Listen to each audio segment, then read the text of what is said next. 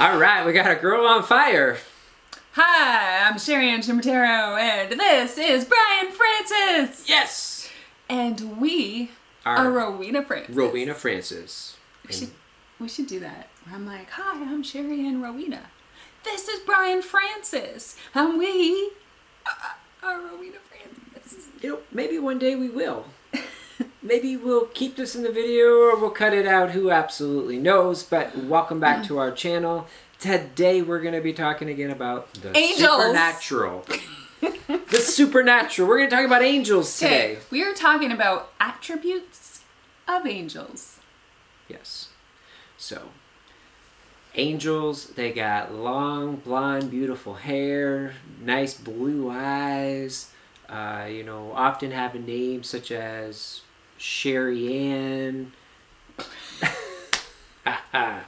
Was I doing a pretty good job describing you there for a moment? I thought it was. Yeah. The beauty, the attributes of an angel. I still love you. I want to tell a little story about my daughter. My daughter loves the era of the post-apocalypse. I think that's the right way of putting it. Post-apocalyptic. Yeah, post-apocalyptic. A better word is dystopian. Dystopian. She loves dystopian societies. And so one of her favorite stories is The Hunger Games.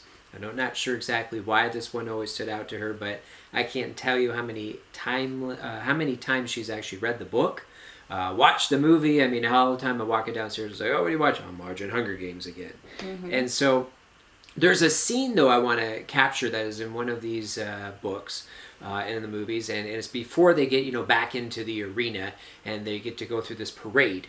And in the parade, what happens? They're in a chariot.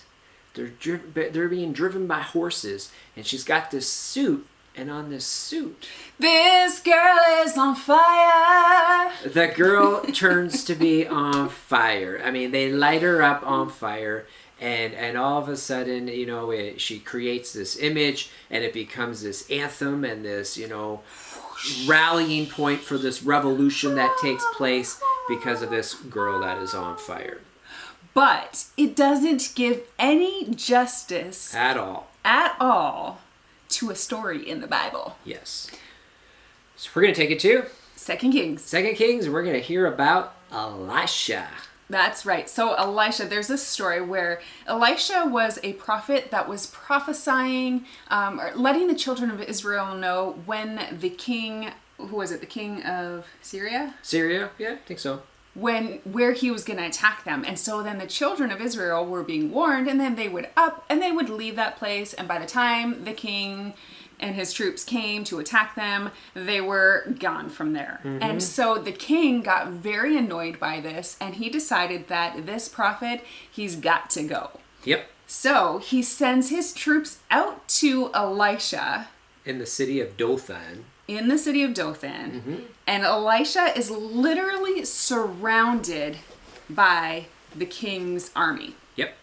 And so Elisha just kind of goes about his life or whatever, but his servant is all concerned. He's a little bit concerned. He's a little bit worried. Just a little bit. Mm-hmm. And so he says, Elisha, what are we going to do? And Elisha, what he did was he got on his knees and he prayed, Lord, open up their eyes so that they can see who is on our side.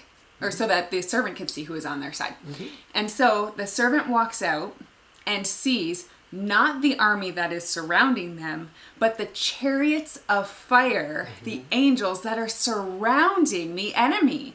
And they knew in that moment that they would be delivered. They filled up the whole mountainside.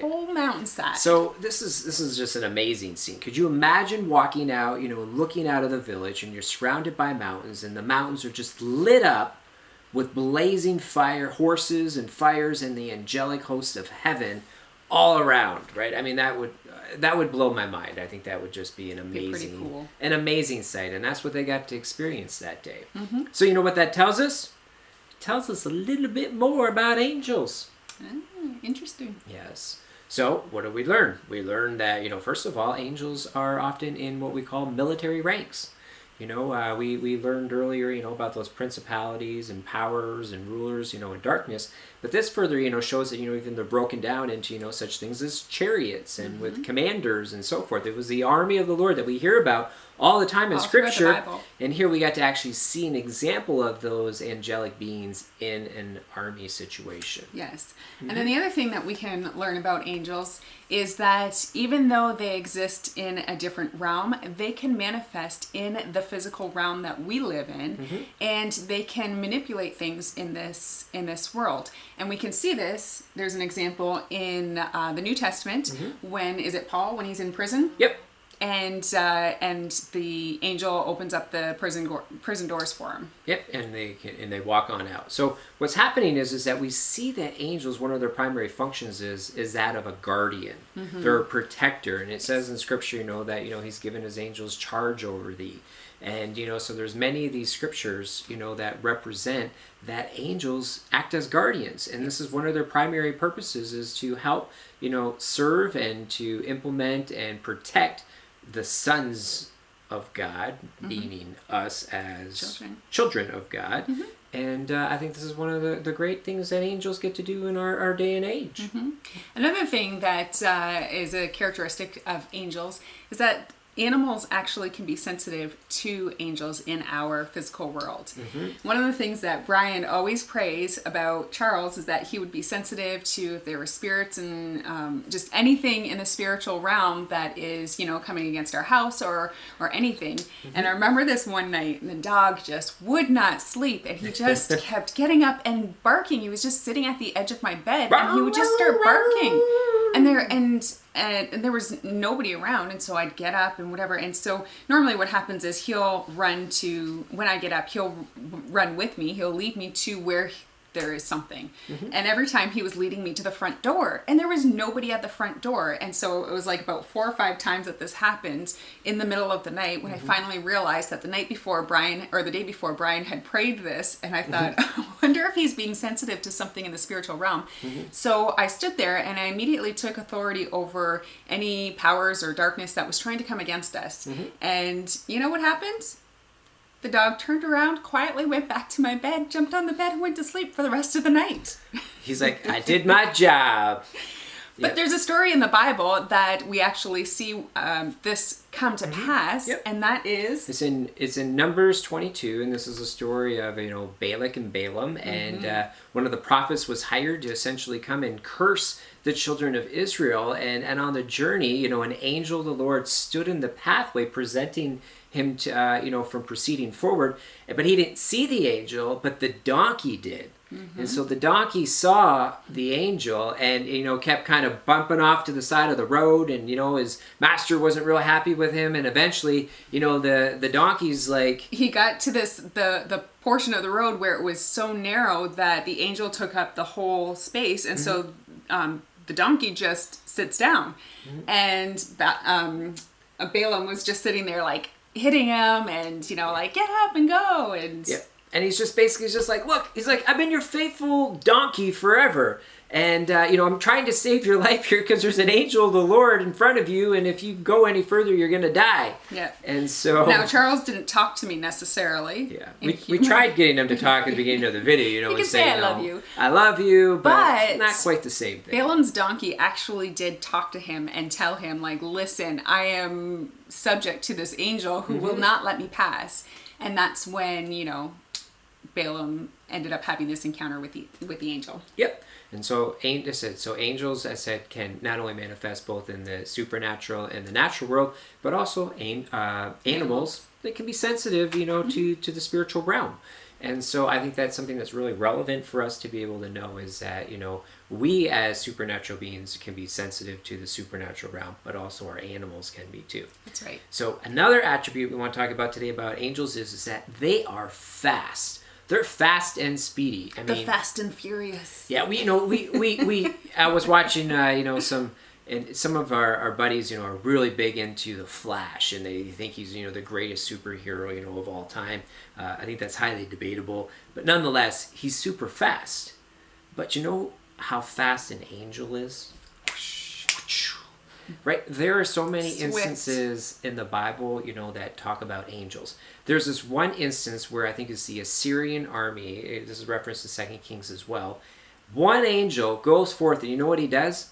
He kills 185,000 people like that. In a flash. Like that. They woke up in the morning and 185,000 people were dead. That's a pretty busy activity, I would say. Yeah, Yep. I'd say so. So there's a few other instances. Obviously the angel of death went through Egypt in the case With of the plagues, and killed all the firstborns all through the entire land of Egypt. Also in the period of a night. What other ones you got in here? There was another situation where King David had sinned, and in numbering the people, and so he had chosen to put in the hands of God, and so God brought on a plague, and it said that. The angel went forth, and there was, I think, 70,000 people that got hit by the angel of the Lord in a heartbeat as well. Mm-hmm. Yep. Right? The other thing that angels can do is they can report the affairs of men. Yes. Right. How do they know? How do we know that? There's a scripture, Job 1:6. Job 1:6. And in that particular scripture, you got the angels that are giving basically reports to God, and it actually talks in this case that Satan showed up that day.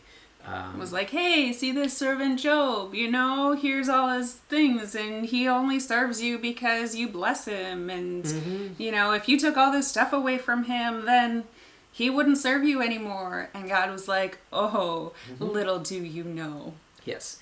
And actually in that story, one of the things that it makes reference to is the same part about them being guardians, because it says, I can't do anything because of your hedge of protection that's around Job. And that is amazing, because we talk about putting up a hedge of protection around us and putting on the armor of God, but we don't realize the power that is within putting up that hedge of protection and making sure that we are staying in that protection and under that umbrella of protection with God. Yes. So I want to throw out one last little tidbit about angels as we wrap up today, which is, listen. There is no place that you can find in Scripture where we ever see an angelic being that is inhabiting or possessing a human being. That's right. They have their own bodies. They have their own bodies. And so we're going to leave you with that, because we're going to pick up next week with another type of supernatural being. And this is something that I think is relevant as we put an end to the conclusion of what we're going to talk about angels this week. That's right. All right. So thanks for joining us, guys. We will see you guys in the next video. All right, guys, have a great day. This girl is on fire. This girl is on fire. Oh, sorry.